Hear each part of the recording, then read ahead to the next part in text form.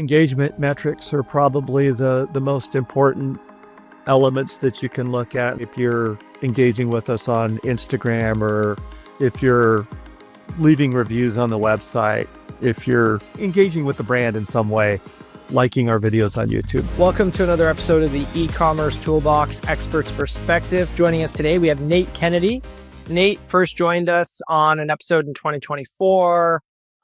Nate is, he has 2 decades of experience. He was previously at a company called Horizon Hobby. He was VP of Global Brand Marketing, and we are very excited to have Nate back on the show. Welcome, Nate. It's good to be here. Awesome. We're very lucky to have you for the first time back in 2024. But for those that haven't heard that podcast, maybe they're new to this series, can you maybe share your path from co-founding Select Blinds to leading marketing at Horizon Hobby? Absolutely. I'll try and make it brief too. My career kind of starts with my disdain for going to college. So I tried it and I hated it, and it was in the mid 90s and the internet was new and fresh, and a friend and I decided we were going to just jump into building internet companies. And so we built a couple that didn't really amount to much. And then we landed on the concept of Select Blinds, and launched that in 2003. Spent 16 years there from day one to when we closed the transaction with Hunter Douglas. And that was in May of 2019.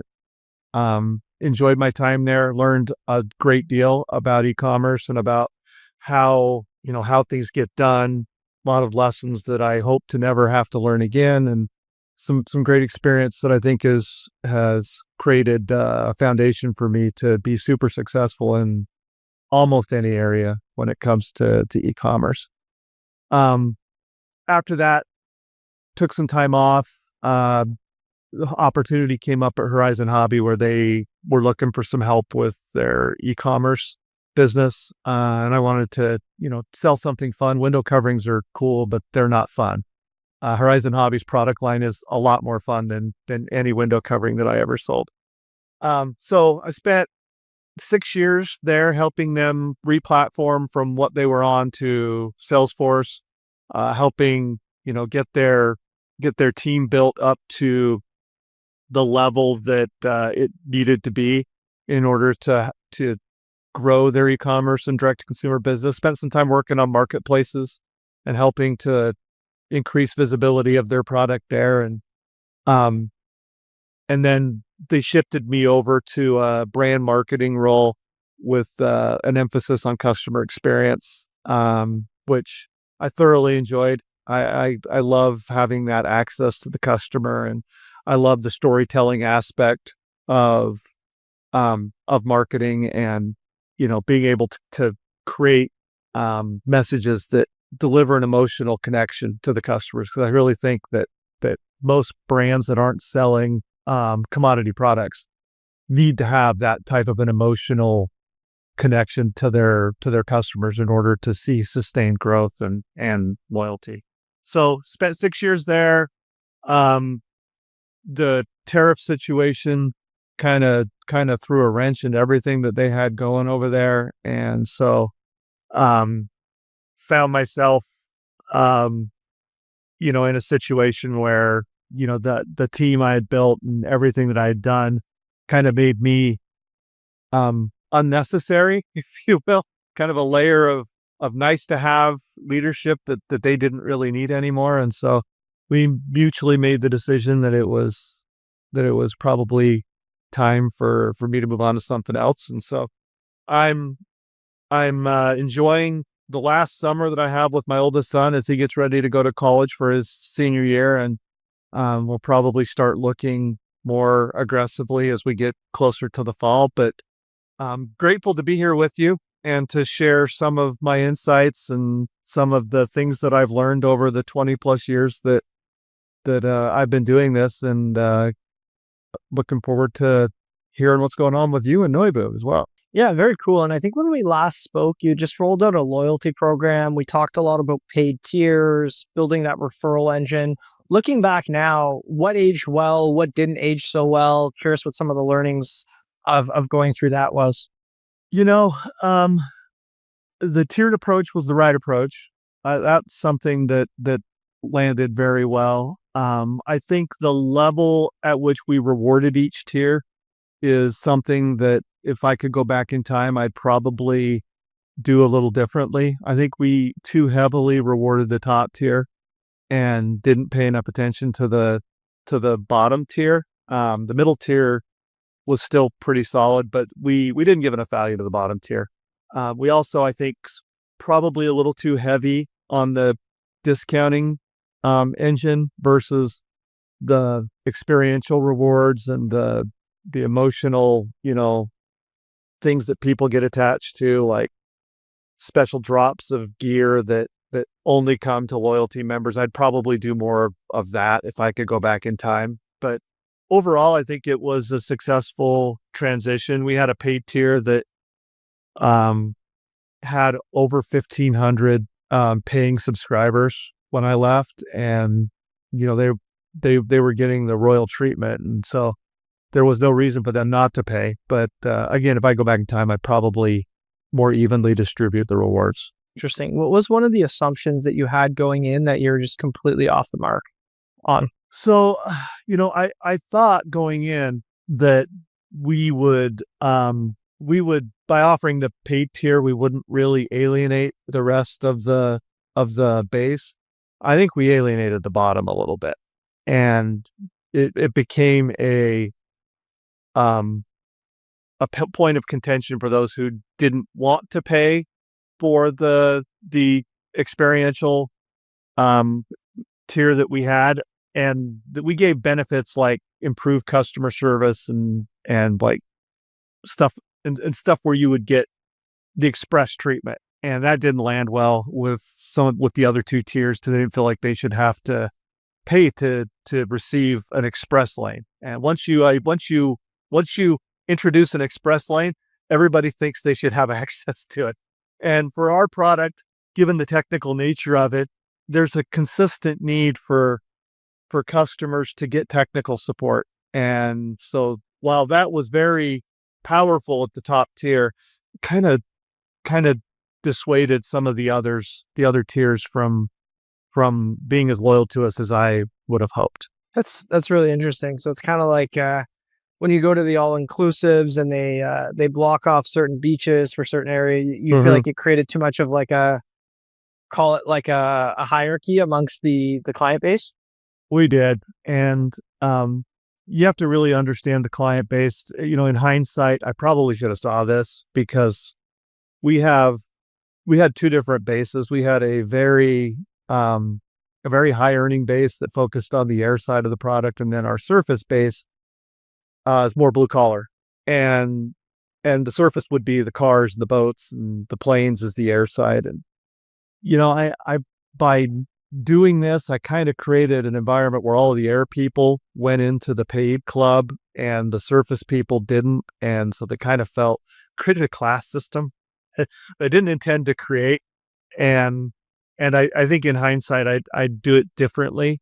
But the beautiful thing about this is you can revamp it all the time. And as I left, there was a revamped version being worked on that solved a lot of the issues that we identified in what we launched. And I think they'll be better served when they launch that later this year. Very cool.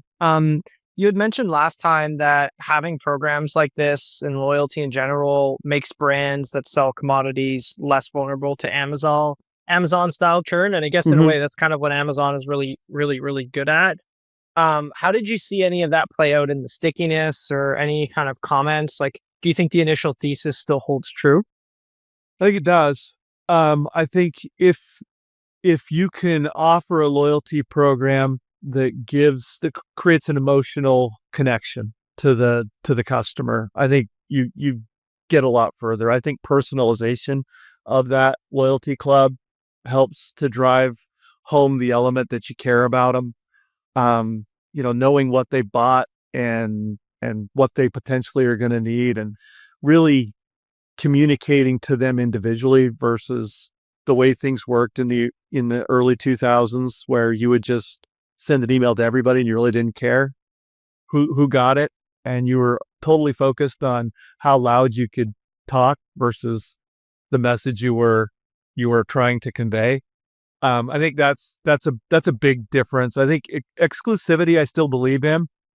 I think that there's an element to that you need to have in your loyalty club. Sephora does a really good job of this with their VIP access program to a lot of their best customers. I wish they had rolled that out before I did mine, because I could have learned a lot of lessons about what to do and what not to do based on just listening to what their customers were saying about their loyalty program. But I think you got to get away from the monetary rewards. I don't think that drives the stickiness that you're looking for. I think that drives a Kohl's style customer, which are evaporating. I think the experiential stuff, especially as you get into the Gen Z and the millennials, they're savvy consumers, and so they're going to find the best price. They're not as driven by getting the lowest price as they are feeling special about themselves. And I think that your loyalty club needs to have that type of a reward program where it's not just discounts. Discounts are still a part of it, but the ability to be special, the ability to get swag that is unique because you are a part of that loyalty club, and maybe even like the workshops and things like that, behind the scenes workshops and beta testing for products. I think all those things are more appealing to the younger crowd, whereas discounting is kind of Gen X and above. That's really interesting. Do you mind diving in a bit deeper on what surprised you the most about monetary incentives not really being the kind of end all be all? Yeah.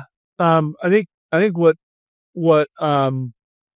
hammered that home for me is seeing how many, because the way we structured our club, it was a point system, and you could turn the points in for discounts and different experiential rewards and stuff, and how many people were saving their points and not turning them in for discounts, saving towards something big. Kind of hammered home to me how the monetary value was becoming less valuable to people. And I think that without seeing that with my own eyes, I wouldn't have believed it. Being Gen X, I tend to love to save money, but seeing that, the experience to these people meant as much or more than a discount. And so I think that's probably where that concept has come from and what has changed my perception of it. Curious, once you had this program launched, you ran campaigns to either grow it, scale it. Maybe talk to us a bit about how you went about acquiring customers. Was it organic? Was it paid? How did you look at customer acquisition, and what were the stickiest customers? Like, was there a chance that you were paying to bring in the wrong customer? Yeah, so one of the things that we identified pretty quickly is that we were, because we wanted to get them on our marketing list, we were including enrollment in transactions, and they almost had to opt out to not be enrolled in our loyalty club. And what we found is that we had a lot of people who would buy from us once or twice and not come back, at least not into that account. And it was because they didn't realize and when we asked them, hey, did you know you were part of our loyalty club? 90% of the people who had been there less than 2 times didn't know that they were a part of our loyalty club. So there became a challenge that we had in our messaging. By trying so aggressively to get them on the list, we were doing ourselves a disservice because they didn't know they were involved in it. And so any of the value that could have come from that loyalty club, they didn't know about. And so, we had to shift our messaging a bit. And come at it with a reintroduction of, hey, you're a part of this, and these are the cool features that you get from it. And you had a lot of people who weren't really interested, were there to buy one thing, and maybe their local hobby shop didn't have it, and they really didn't want to buy from us long term. And then you had some people who once they knew about it became engaged with it. But I think that's the biggest challenge, is helping your customers, reminding them that they have this. T-Mobile I'm a T-Mobile customer, and they have these My T-Mobile Life, and there are so many benefits involved in that, where you get Netflix on them and Hulu at a discount, but it's really hard to keep up on everything that they're offering, and they're changing it all the time. It's a challenge, I think, that a lot of us are probably dealing with that we don't realize, is the benefits not being super in your face for the customers. I think that's still something that, as I am spending some time just recalibrating myself, I'm spending a lot of time looking at loyalty clubs and what works for people and what doesn't. And I found some really interesting things, like the Nike Fit Club. They do a really good job of gamifying it and tying in purchases and what you've bought to the experience that you have in exercising on the app. And I think they're probably so good at it that they can tell how many miles you've run and when to recommend another pair of shoes to you, because you're probably wearing out the pair of shoes. Yeah. That's the kind of connection that I think you need to find with your loyalty club. And in my next role, it's likely where I'll spend a lot of focus, is on the loyalty club, identifying, how can we create that stickiness that Nike and Sephora have done with theirs? How can we do that with our product line? Where are those contact points and those emotional connections with the customers that we can kind of wedge ourselves in and become a part of their life? What are some of the leading indicators that you looked at to understand, obviously before revenue, before LTV, that something was in fact working? Engagement metrics are probably the most important elements that you can look at. And so we would look at, we had elements of our loyalty club that would be, hey, if you're engaging with us on Instagram, or if you're leaving reviews on the website, if you're, engaging with the brand in some way, liking our videos on YouTube, those types of things that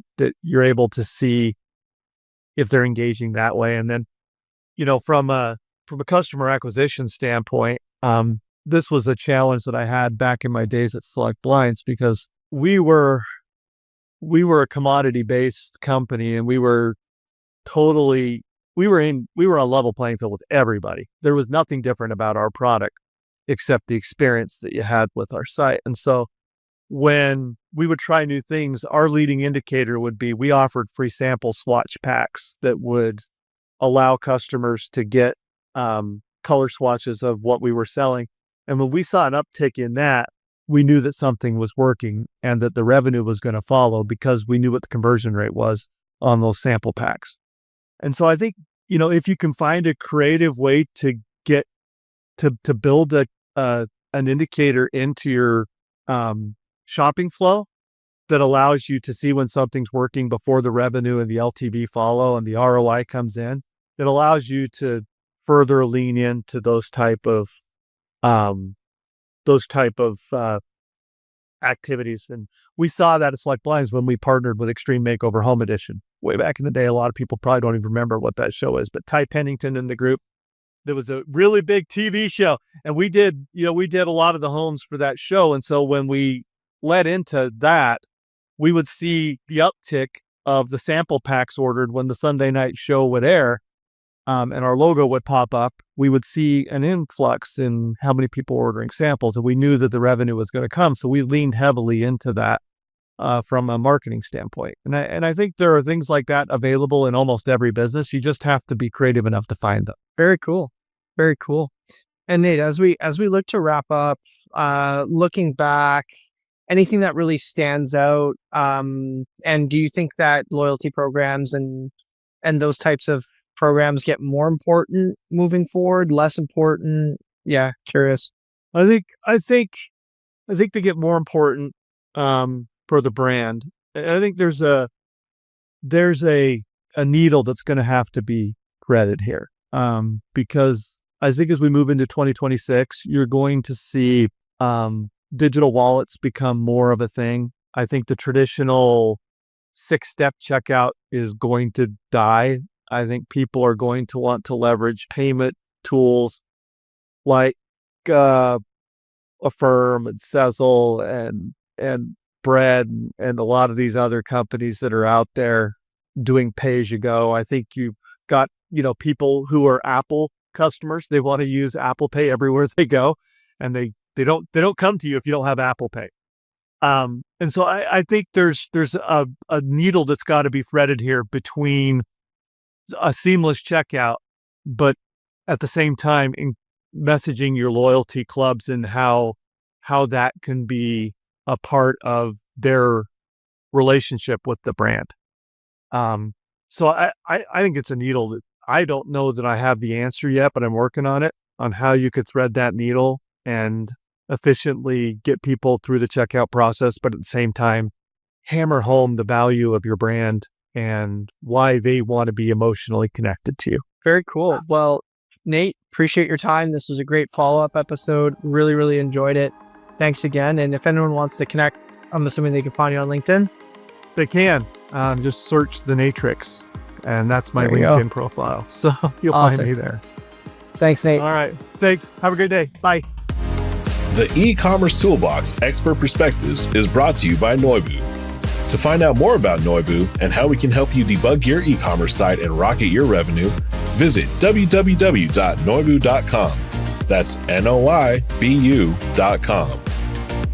And then make sure to search for the e-commerce toolbox Expert Perspectives on Apple Podcasts, Spotify, Google Podcasts, or anywhere else podcasts are found, and click subscribe so you don't miss out on any future episodes. On behalf of the team here at Noibu, thanks for listening.